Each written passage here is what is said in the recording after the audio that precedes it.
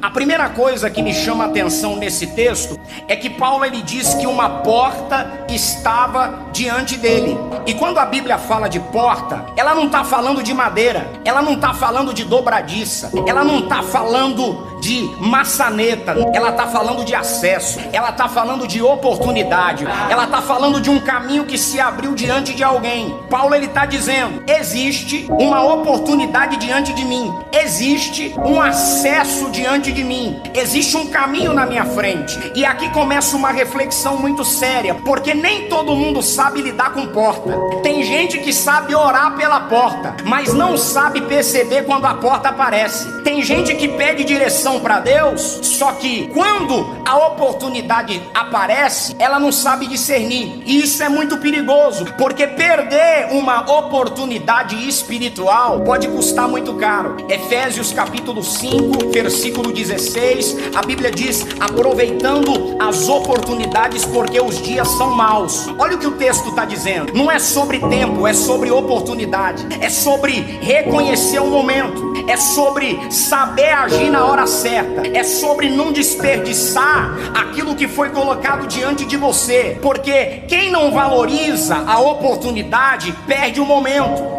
E oportunidade ignorada vira porta fechada. E é exatamente aqui que esse texto começa a confrontar a gente, porque Paulo, ele não está ignorando a porta, ele não está desprezando a oportunidade, ele está discernindo o que está diante dele. E isso é algo que a gente precisa entender, porque nem toda porta é para você, só que toda porta precisa ser discernida. Porque tem gente que entra em qualquer coisa e tem gente que não entra em nada. Uns pecam pelo excesso, outros pecam pela omissão. Só que Paulo não, ele está atento, ele está percebendo, ele está avaliando o que está diante dele. E aqui entra algo muito sério. Não basta a oportunidade estar diante de você, você precisa ter sensibilidade para perceber. Quantas pessoas já perderam momentos importantes, decisões que mudariam a sua história, caminhos que poderiam transformar o seu futuro? Por quê? Porque não perceberam a porta. E sabe o que é mais forte nisso? Às vezes a porta, ela não vem com aparência de algo extraordinário. Às vezes ela vem simples,